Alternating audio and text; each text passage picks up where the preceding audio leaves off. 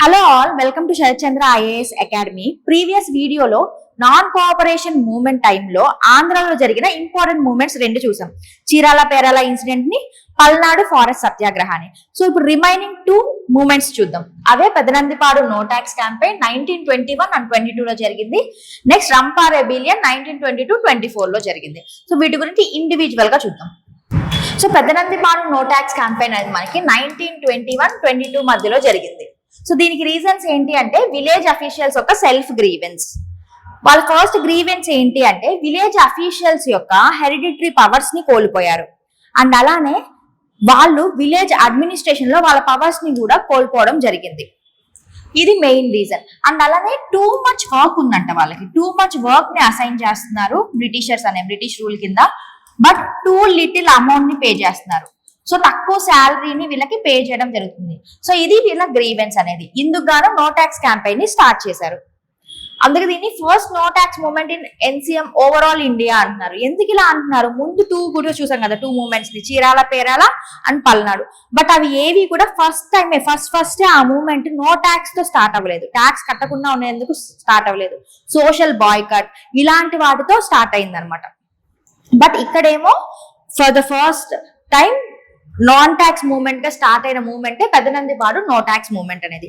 And each and every movement కి leader ని ఖచ్చితంగా గుర్తుపెట్టుకోండి. ఈ పెదనందిపాడు నో ట్యాక్స్ క్యాంపెయిన్ కి leader Parvathaneni Veeraiah Chowdary. So 4 movements ఉన్నాయి. దీనికి లీడర్స్ ని ఎలా గుర్తుపెట్టుకోవాలి? కన్ఫ్యూజ్ అవుతారు కదా, ఎందుకంటే పల్నాడు ఉంది, ఇక్కడ పెదనందిపాడు, 2 పీతోనే స్టార్ట్ అవుతున్నాయి.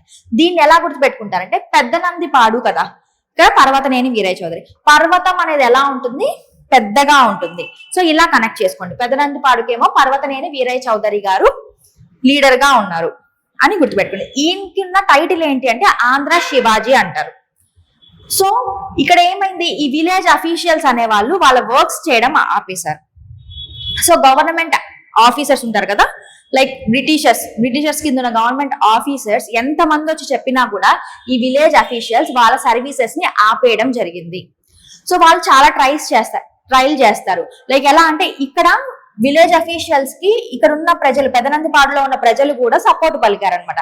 సపోర్ట్ వచ్చి వీళ్ళకి అగైనెస్ట్ గా, గవర్నమెంట్ కి అగైనెస్ట్ గా క్యాంపెయిన్ ని స్టార్ట్ చేశారు. అప్పుడు గవర్నమెంట్ ఏం చేసింది, బ్రిటిష్ గవర్నమెంట్ ఏం చేసింది అంటే లైక్ ఇక్కడ ముస్లిమ్స్ ఎక్కువగా ఉండడం వల్ల ముస్లిం కలెక్టర్ ని తీసుకొని వచ్చారు. ఈవెన్ దో ముస్లిం కలెక్టర్ ని తీసుకొచ్చినప్పటికీ కూడా ఇక్కడ ప్రజల ధోరణి ఏ మాత్రం మారలేదు. అండ్ కరణం అనే క్యాస్ట్ పీపుల్ ఎక్కువగా ఉండేవాళ్ళు. సో అలా ఆ కరణాలకి సంబంధించిన క్యాస్ట్ పర్సన్ ని తీసుకొని వచ్చి గవర్నమెంట్ అఫీషియల్ గా ఇక్కడ పెట్టారు.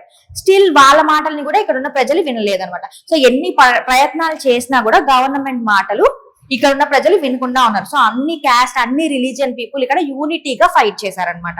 సో ఫస్ట్ ఇక్కడికి వచ్చిన కలెక్టర్ ఎవరు? గుంటూరు నుంచి అంటే ఏ గలట్టి అనే పర్సన్ వచ్చారు. అక్కడ ఉన్న రెవెన్యూ ఆఫీసర్ హ్యారీస్. సెకండ్ కలెక్టర్ ఎవరు? రూదర్ఫోర్డ్. సో ఫస్ట్ కలెక్టర్ మాటలు వినకపోయేసరికి ఇంకొక కలెక్టర్ ని నియమించారు, ఆయన రూదర్ఫోర్డ్. ఈయన ఏ గల్లెట్టిని రీప్లేస్ చేశారనమాట. ఈ నేమ్స్ చాలా చాలా ఇంపార్టెంట్, గుర్తుపెట్టుకోండి. సో ఇలా చేశారు. అండ్ ఫైనల్ గా ఏం చేశారంటే వీళ్ళు మాటలు వినట్లేదని చెప్పి కొత్త విలేజ్ అఫీషియల్స్ ని అపాయింట్ చేయడం స్టార్ట్ చేశారు. ఆ కొత్త విలేజ్ అఫీషియల్స్ ఇక్కడికి వచ్చిన తర్వాత ఇక్కడ శాంతి సేన అనేది ఒకటి ఫామ్ అయిందనమాట, voluntary organisation with 4000 members. So మనం ఆల్రెడీ ఇంతకుముందు చీరాల పేరాల పల్నాడు దగ్గర చూసాం. అక్కడేంటి, రామదండు గోపాలకృష్ణయ్య దగ్గర ప్రేరణతో ఫామ్ అయింది రామదండు దళం అనేది. ఇక్కడేమో శాంతి సేన అనేది ఫామ్ అయింది పర్వతనేని వీరయ్య చౌదరి ఆధ్వర్యంలో. వీళ్ళు శాంతి సేన పర్సన్స్ ఏం చేశారంటే కొత్తగా విలేజ్ అఫీషియల్స్ ని బ్రిటిష్ గవర్నమెంట్ అపాయింట్ చేసింది కదా, వాళ్ళని ఇక్కడికి రానీయకుండా, ఇక్కడ వర్క్ చేయనీయకుండా చేశారు. సో ఇలా ప్రజలు పర్వతనేని వీరయ్య చౌదరి ఆధ్వర్యంలో government officials, British government officials ని ఎదుర్కోవడం జరిగిందనమాట. అయితే దీనికి గాంధీజీ సపోర్ట్ చేశారంటే దీనికి సపోర్ట్ చేయలేదు. ఈ పాయింట్ ని గుర్తుపెట్టుకోండి, గాంధీజీ ఏ మాత్రం సపోర్ట్ చేయలేదు. సో గాంధీజీ కొండా వెంకటప్పయ్య గారికి ఒక లెటర్ రాశారు. ఏమని అంటే బార్దౌలి సత్యాగ్రహ కంప్లీట్ అయ్యే వరకు ఈ మూమెంట్ ని ఆపేయండి అని చెప్పారనమాట. ఇది జరిగింది. అప్పుడు ఏమైంది అంటే కాంగ్రెస్ లీడర్స్ ఏం చేశారంటే ఒక కమిటీని నియమించారు. సో ఇక్కడ జరిగే థింగ్ ఏంటి, ఇక్కడ ఎలా జరుగుతుంది మూవ్మెంట్ అనేది, శాంతియుతంగా జరుగుతుందా లేదా వైలెంట్ గా జరుగుతుందా అని చెప్పి ఒక 3 మెంబర్ కమిటీని వేశారు. ఆ కమిటీలో మెంబర్స్ ఎవరు? నాగేశ్వరరావు, ప్రకాశం పంతులు, టంగుటూరి ప్రకాశం పంతులు, దాసు నారాయణ రాజు. ఈ ముగ్గురు ఇంపార్టెంట్. వీళ్ళు ఎవరంటే Andhra provincial committee members. Andhra provincial committee members అన్నమాట. సో వీళ్ళని అపాయింట్ చేయడం జరిగింది. సో వీళ్ళు ఎందుకు వచ్చారంట, ఈ మూమెంట్ అనేది ఎలా జరుగుతుందో చూద్దామని వచ్చారు. సో ఫైనల్ గా ఈ మూమెంట్ బాగా జరుగుతుందని వీళ్ళకి అర్థమైంది. బట్ స్టిల్ గాంధీజీ మాటలకి రెస్పెక్ట్ ఇచ్చి ఈ క్యాంపెయిన్ ని ఆపేయాలని చెప్పి చెప్పడం జరిగింది. సో ఇలా ఎండ్ అయిపోయింది అనమాట పెదనందిపాడు నో ట్యాక్స్ క్యాంపెయిన్ అనేది. బట్ ఇది చాలా సక్సెస్ అయింది. ఎన్సీఎం టైంలో అంటే నాన్ కోఆపరేషన్ మూవ్మెంట్ టైంలో ఆంధ్రలో బాగా సక్సెస్ అయిన మూవ్మెంట్ ఏంటి అంటే పెదనందిపాడు నో ట్యాక్స్ క్యాంపెయిన్. అందుకే మనకి వెల్లింగ్టన్, అప్పుడున్న గవర్నర్ జనరల్ వెల్లింగ్టన్ ఏమని మెన్షన్ చేశారు అంటే బ్రిటిష్ ఎంపైర్ పునాదులని షేక్ చేసింది, ఇది కదిపింది అని చెప్పి ఆయన చెప్పడం జరిగింది. అండ్ వరల్డ్ లోనే ఇది ఒక one of the greatest moment. చాలా మూమెంట్స్ ఉంటాయి వరల్డ్ లో, అలాంటి వాటిలో వన్ ఆఫ్ ద గ్రేటెస్ట్ మూమెంటే ఈ పెదనందిపాడు నో ట్యాక్స్ క్యాంపెయిన్ అని చెప్పి వెల్లింగ్టన్, అప్పటి గవర్నర్ అయిన వెల్లింగ్టన్ ఇలా పొగడ్డం జరిగింది. అండ్ నెక్స్ట్ సెకండ్ మూమెంట్ చూద్దాం. So next Rampa rebellion.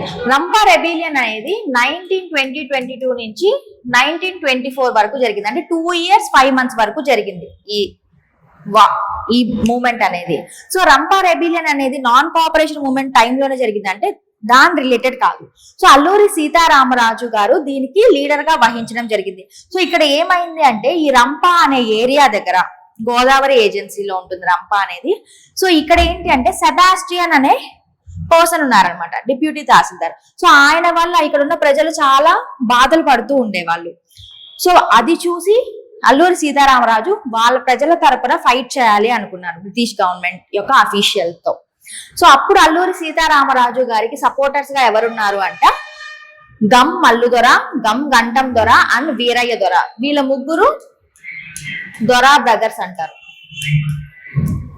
వీళ్ళ ముగ్గురు ఉన్నారు. అండ్ వీళ్ళతో పాటు అగ్గిరాజు, ఈయన్నే పేరుచెర్ల సూర్యనారాయణరావు అంటారు. నెక్స్ట్ ఎండు పద్దాలు. ఈ 5 members అల్లూరి సీతారామరాజుకి సపోర్టర్స్ గా ఉన్నారు. సో వీళ్ళు ఏం చేస్తే వీళ్ళు కలిసి చేసేవాళ్ళు అనమాట. అండ్ ఇక్కడ కొంతమంది పోలీసుల్ని నియమించడం జరిగింది. ట్రైమన్ హోర్, స్కాట్ కోవర్డ్, హైటాస్. సో ఇవి అలానే గుర్తుపెట్టుకోండి. సో రంపా రెబిలియన్ టైంలో ఉన్న పోలీసులు ఎవరు? ట్రైమర్ హోర్, స్కాట్ కోవర్డ్ అండ్ హైటాస్ అనే పర్సన్స్. వీళ్ళతో పాటు కొన్ని రెజిమెంట్స్ ని తీసుకొని వచ్చారు. ఈ ఫైట్స్ అనేవి ఎక్కువ అవుతూ ఉండడం వల్ల, ఇక్కడ ఉన్న మూవ్మెంట్ అనేది ఎక్కువగా అవ్వడం వల్ల దాన్ని అణిచివేయడానికి కొన్ని రెజిమెంట్స్ ని తీసుకురావడం జరిగింది. Malabar regiment and Assam rifles ని. మలబార్ రెజిమెంట్ కి హెడ్ గా ఎవరున్నారు? జాన్ అనే పర్సన్ ఉన్నారు.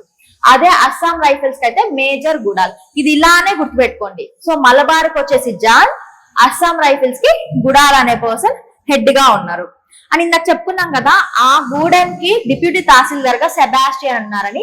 ఈయన వల్లే ప్రజలు చాలా బాధలు పడేవాళ్ళు. సో ఈయనకి అగైనెస్ట్ గానే ఈ మూవ్మెంట్ అనేది స్టార్ట్ అయింది అనమాట.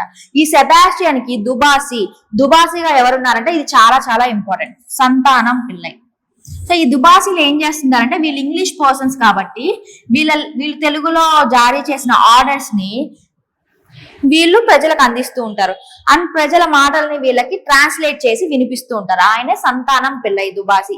ఈ నేమ్స్ అన్ని చాలా ఇంపార్టెంట్ పాయింట్స్ ని మాత్రమే నేను ఇక్కడ బోర్డులో మెన్షన్ చేయడం జరిగింది. సో ఇవి అలానే గుర్తుపెట్టుకోండి.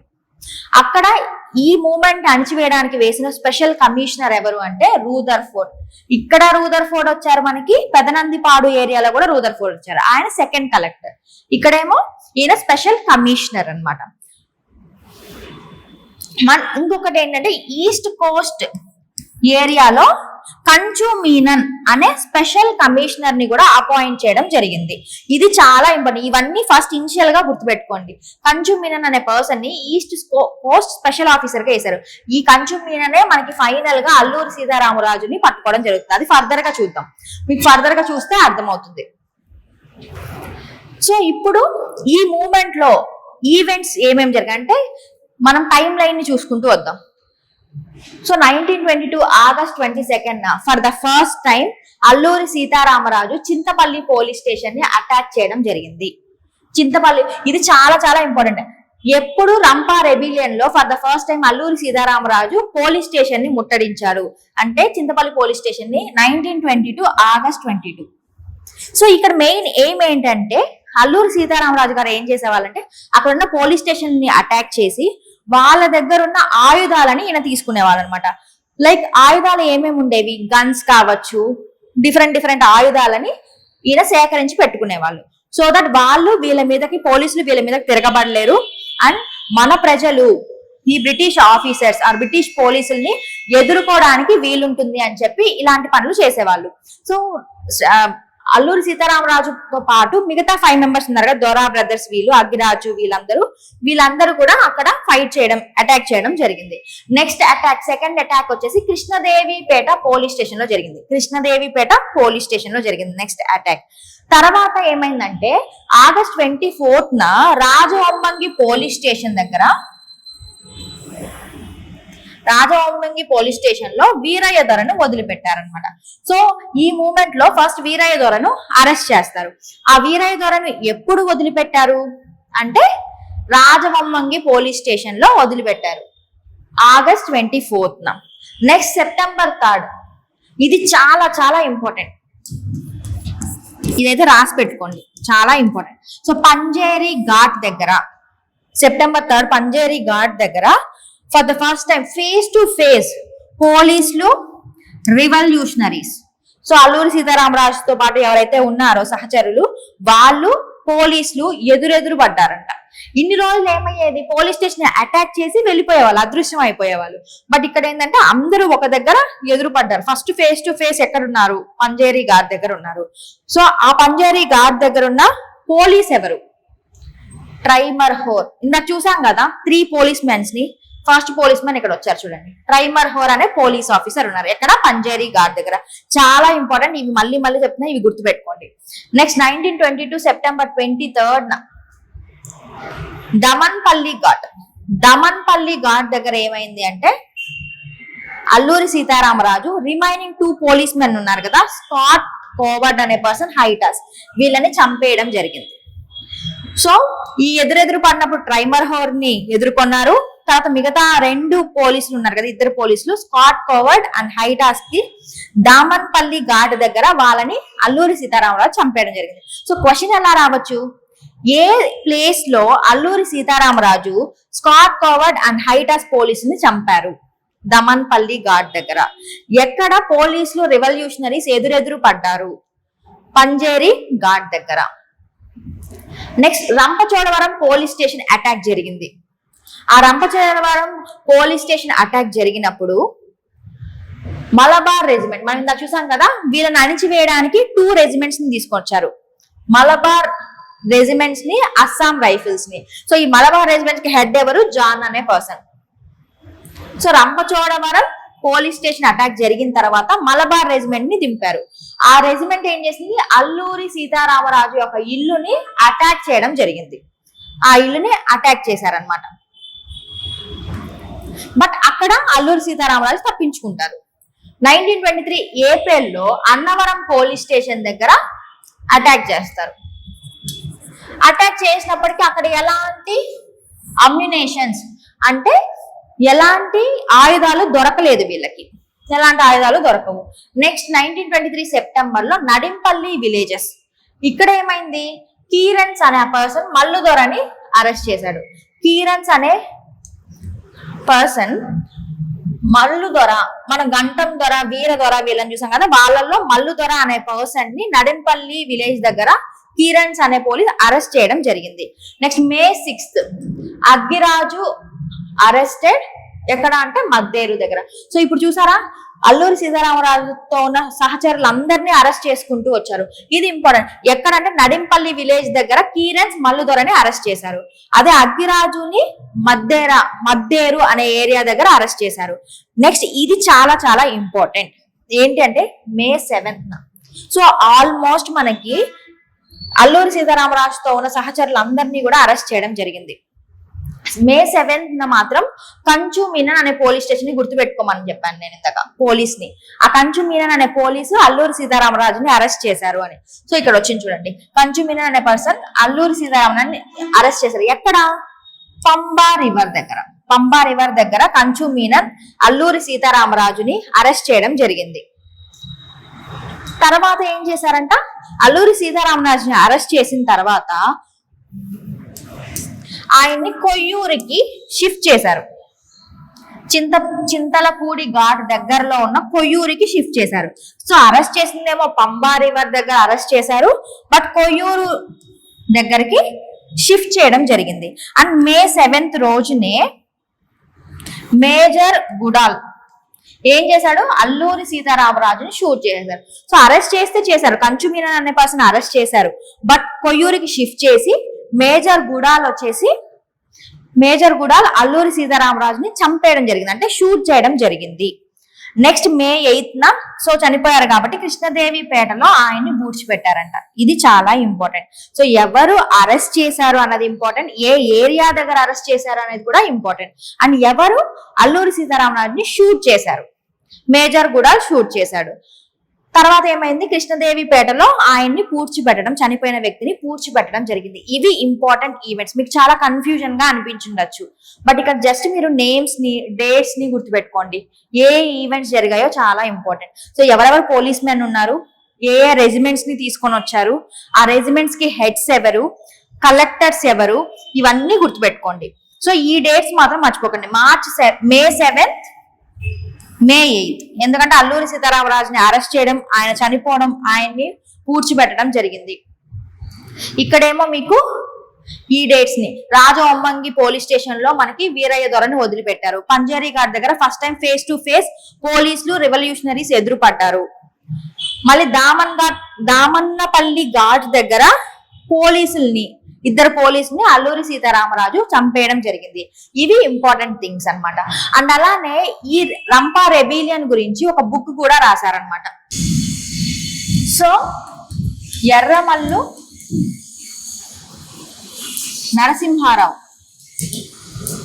నరసింహారావు అనే పర్సన్ అల్లూరి సీతారామరాజు గారి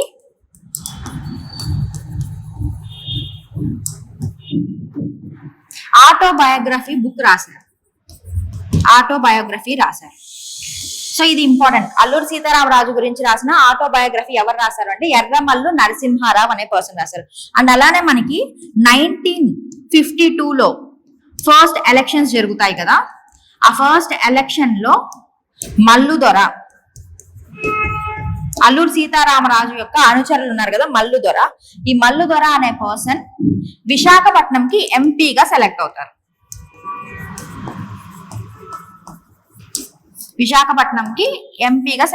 అనమాట. ఇది కూడా ఇంపార్టెంట్ పాయింట్. సో ఇది ఓవరాల్ గా. అండ్ అలానే మనకి గాంధీజీ గారు తన యంగ్ ఇండియా జర్నల్లో అంటే న్యూస్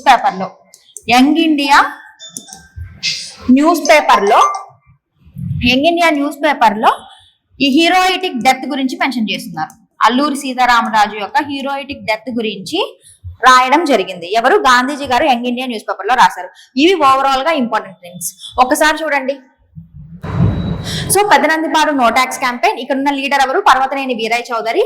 ఈయన ఫామ్ చేసిన వాలంటీర్ ఆర్గనైజేషన్ శాంతి సేన. ఇక్కడ ఉన్న కలెక్టర్స్ ని గుర్తుపెట్టుకోండి, రెవెన్యూ ఆఫీసర్స్ ని గుర్తుపెట్టుకోండి.